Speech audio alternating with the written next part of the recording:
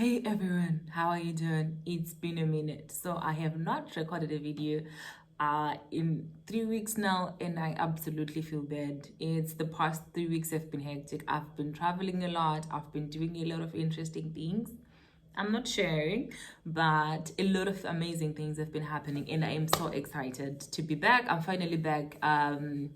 Finally back, settled, and ready to kickstart the conversations. Ordinarily, I would want to pre-record the videos in advance and then just upload them, but I want, above all things, to have these videos as interactive as possible. So I would rather have a video, wait for feedback, and then figure out if you're going to have a part 2 or if we're just going to move on to the next topic. And I predicted correctly because the last video did raise a number of issues. And for those of you who are watching for the first time, the last video that I'm talking about, I was talking about slowing down, how you should not pressure yourself when you're pre-25, because science actually says that the prefrontal cortex part of your brain is still very much not fully developed yet, so your decisions are still mainly emotional, and you almost always reverse or regret them. So the entire video was simply saying, hey, slow down, give yourself time, allow yourself to grow,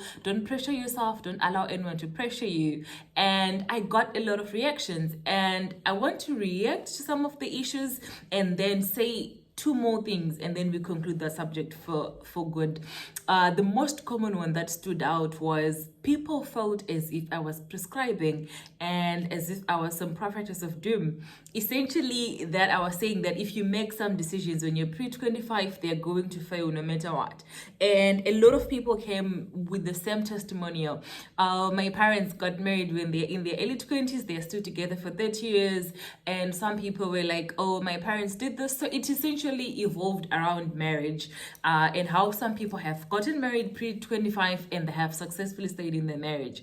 And here are my few thoughts on that.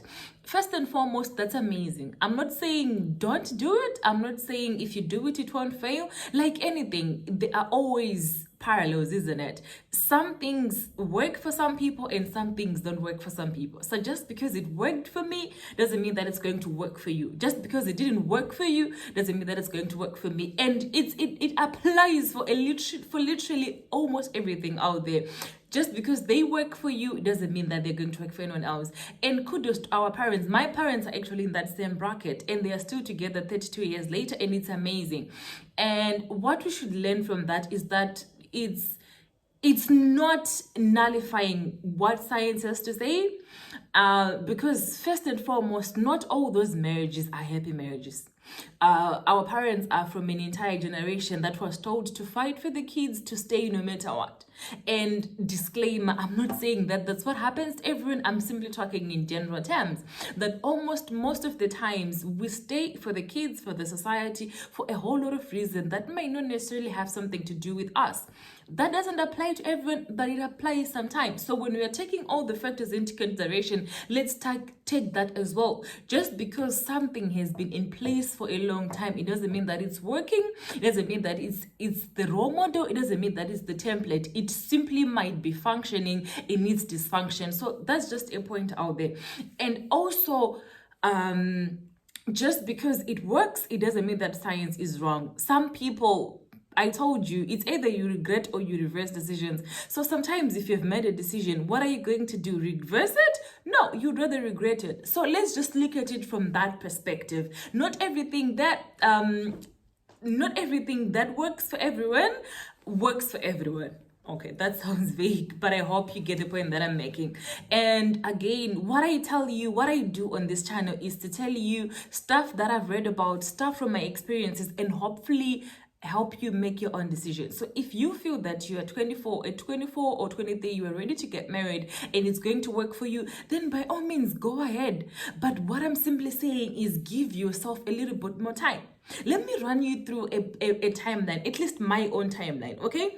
So by 19 going to 20, I was at the university, and that was soon after high school. So I was still young in that I was still, you are twilighting between a young adult and a full-blown adult. You are starting to go to university on your own, but you still can't take care of yourself. You are twilighting, and you are still adjusting. And then 22, around 22, 23, I had finished my degree and I was now doing my master's. So I now had a degree, but I wasn't set on my career. I was working as a teaching assistant at the university. I was being given a stipend, which was good, but I still wasn't financially there. I was okay relative to my peers, but I was still, I was still struggling. I was still stressed. I would sit up and think, after my master's, what am I going to do? I was still struggling. And then I finished that, and then I came and I did my second master's at Oxford. And it was exciting. I'm doing a master's at Oxford, but then the big question was, after this, what am I going to do?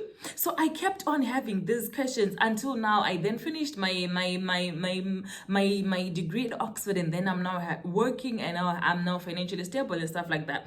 What I'm saying is, I don't regret being the person I was in those stages, but if I had made some permanent decisions as those stages of my life, being the person that I am today, the Munya that existed in 2016 and the Munya that's existing in 2022, those Munyas are different.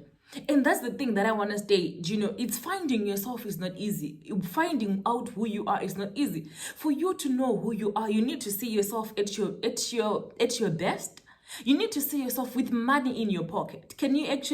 How are you going to relate with money? You need to see yourself broke. How do you actually dig yourself out of financial situations? You need to see yourself without friends. When people turn their back on you, you need to see yourself with friends. You need to see yourself when going through loss. You need to see yourself through these stages in your life, which are good for you. You go through that stage of anxiety, thinking, what's the next thing? What am I going to do? What am I going to do? And for at least from the culture that I was raised, from where I came from, we used to be told that when you leave university, live with your husband.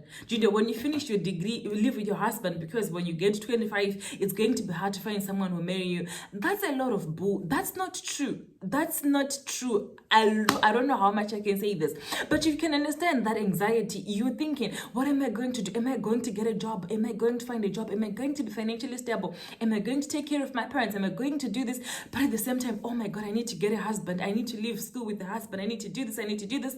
And you find yourself in this constant state of, you don't know what to do, you don't know what you're not supposed to do, and in that confusion, you get married, or you sign on to some shady deal, or you do things, and you are doing it from this place of uncertainty, dysfunction, anxiety, fear of the future, fear of the unknown, and that's not going to serve you.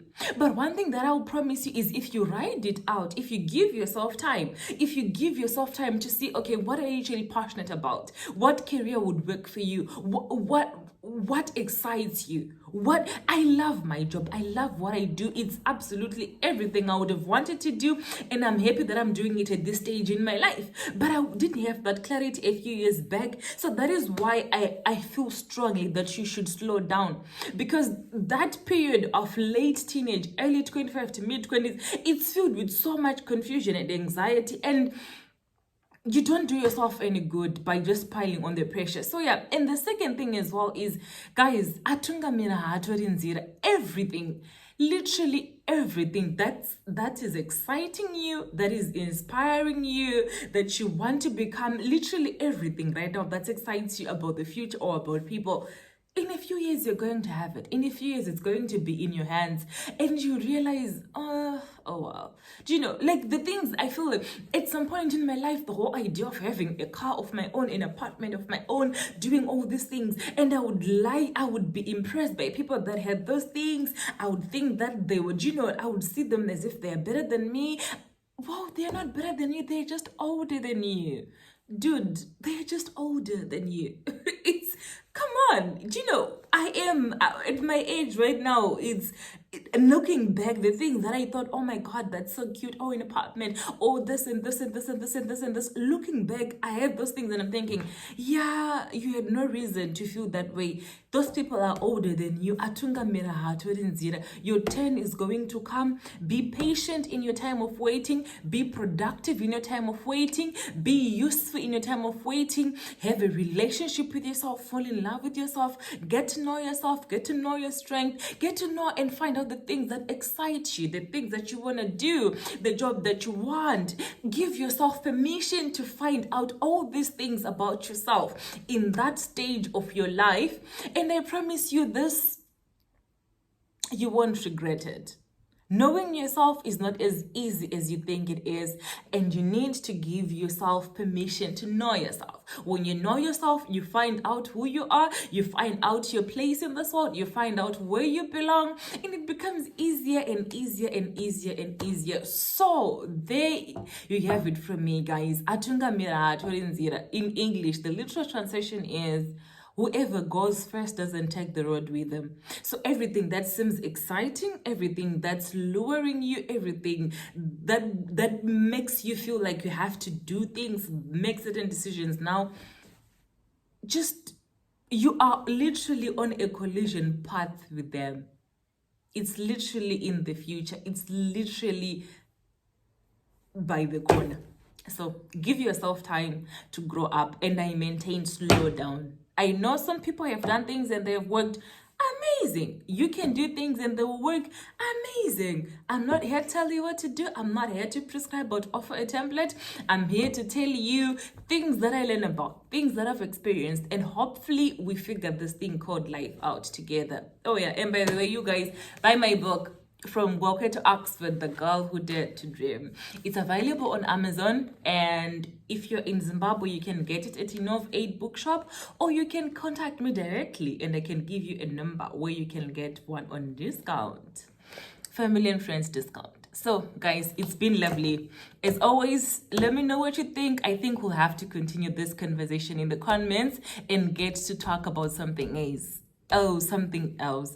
I'm so sorry once again for going MIA for 3 weeks. It's just been crazy but exciting. Maybe I'll tell you that story someday. Okay, I have to sign out, guys. Bye and see you next time.